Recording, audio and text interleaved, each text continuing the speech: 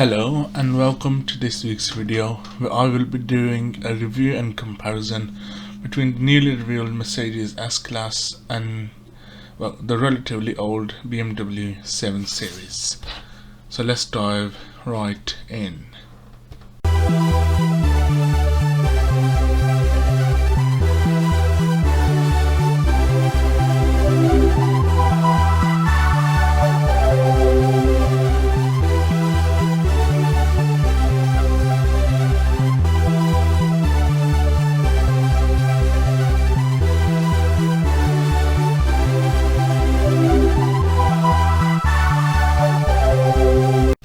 Let's start this video by talking about the new S-Class.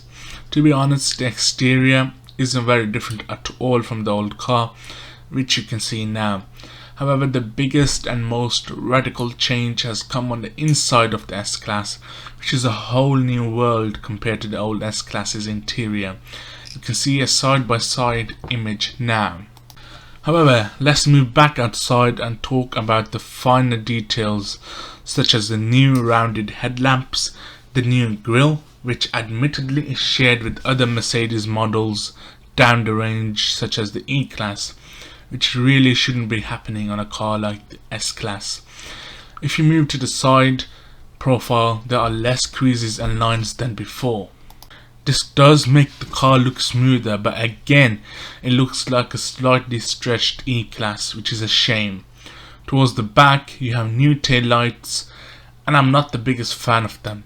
For starters, they look very similar to the tail lights found in the A-Class saloon, and secondly, they are a bit thin for my liking. However, what I can't fault is the boot space, which is bigger than the average found in this class. Another thing I can't fault is the stunning interior. My god, it is drop dead gorgeous. It has knocked the competition out of the park and into mud. This cabin also combines looks with functionality. For example, the massive central screen is easy to use while driving, which is a bonus as nearly all of the car's functions are controlled by it. The digital driver's display is configurable in any way you can think of, and the excellent ambient lighting with more than 64 colors has everything to suit your mood. Moving on to the S-Class's seats, which are just wow. The front seats can have up to 19 motors each, controlling the massage, the movement, the lumbar support, the cooling and heating. They have inbuilt vibration pads that make you feel the bass in your back. You can also get a 3-seat bench in the rear of the car, but who wants that when you can have the so-called 2 first-class seats, which come with electrical lumbar support and reclining backrest and a host of other luxury features. Moving on to engines, the petrols include an S450 with 367 horsepower that will do 0 to 60 in 5.1 seconds, and a more powerful S500 with 435 horsepower that will do 0 to 60 in 4.9 seconds. Both of these engines are paired with 4-wheel drive and come with a mild hybrid system. This uses a 22 horsepower electric motor that can take over from the engine when you're cruising to save fuel and give the engine a boost when you accelerate hard. If you want a diesel, then there are 2 to choose from. First up is a 286 horsepower S350D that's available with rear wheel drive or 4-wheel drive. The rear-wheel drive version does 0 to 60 in 6.4 seconds, and the 4-wheel drive model takes 6.2. There's also an S400D with 330 horsepower that comes as standard with 4-wheel drive and also does 0 to 60 in 5.4 seconds. Mercedes will also launch an S580e plug-in hybrid model at a later date. This will use the same 3-litre 6-cylinder engine as the S500 cars, but will add an electric motor that will boost power to a combined 510 horsepower. This will be powered by a 28 kilowatt onboard battery pack that will have enough juice to drive for around 60 miles using just electric power. There'll also be an S580 petrol model with 500 horsepower 4-litre V8 and a faster still S63 version to go up against the BMW M760 Li. The S-Class will start from £78,000 for the S350D with the standard wheelbase and go over £100,000 for the S400D with long wheelbase and AMG Line Premium Plus trim level.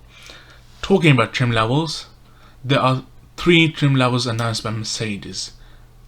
Here we go. The first trim level is called AMG Line, which is only for the S350D and S500 with the standard wheelbase.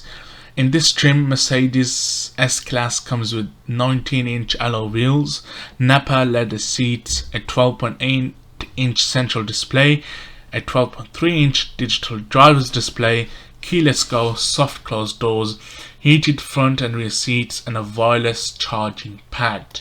Moving on to the next trim level, which is called the AMG Line Premium, which adds 20-inch alloy wheels, a Burmester stereo system, a panoramic opening glass roof, a 3D driver's display, upgraded ambient lighting, and a 360-degree surround view camera.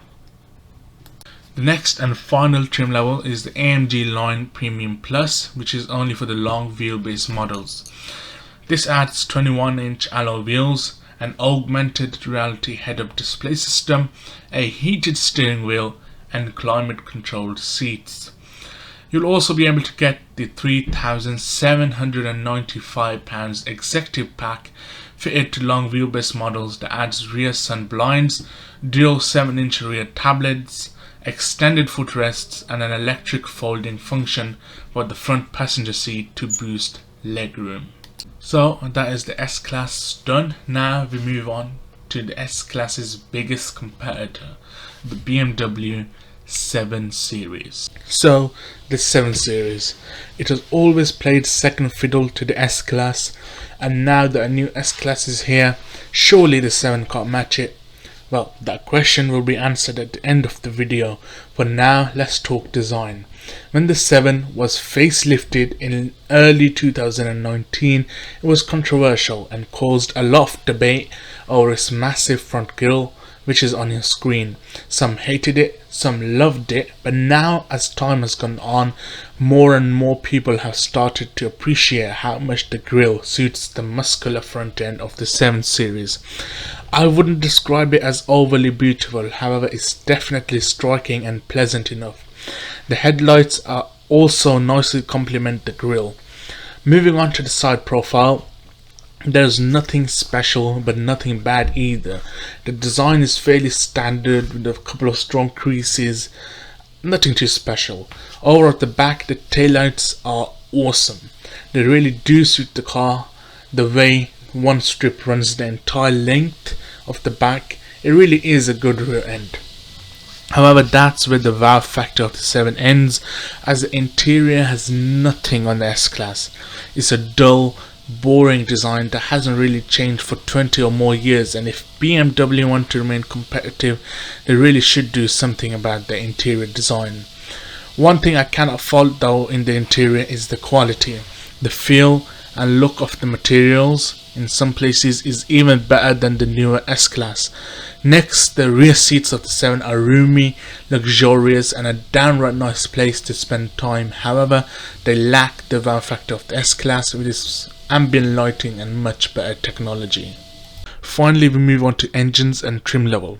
First, the engines. There's a 3-litre diesel with 286 horsepower with 2 and 4-wheel drive. There's a 3-litre petrol with 333 horsepower with only 2-wheel drive. There's a 3-litre hybrid in the 745E with 394 horsepower with 2 or 4-wheel drive. And finally, there's a 4.4-litre petrol with 530 horsepower and 4-wheel drive, and it does 0 to 60 in 4 seconds flat. The 7 has 2 trims. The standard trim includes 18-inch alloy wheels, automatic 4-zone air conditioning, electronic display key fob, cruise control, BMW navigation system, etc, etc. basically the standard trim is very well equipped. The under trim is M Sport from £77,000. The standard was from 70,000. So M Sport from £77,000 adds an addition to the standard equipment. M Sport branded sill insert, larger alloy wheels, high gloss exterior trim pieces, a redesigned M Sport aerodynamics package, an M Sport steering wheel and sports seats, and an M specific key. Basically, you don't really need the M Sport unless you want the larger front bumper. Now it's time for the generalist verdict. So the S-Class combines a fairly average outside design with excellent interior design and technology, excellent engines, and a fairly good price tag.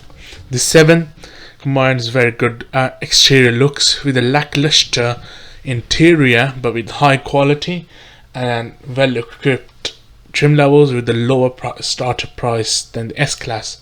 However, if you want the better luxury car, for now the S-Class is on top. The 7 just can't match its its visual drama, its wow factor, and that's the thing that counts in the luxury limousine class. Thank you for watching. Don't forget to like, subscribe and share. See you next week.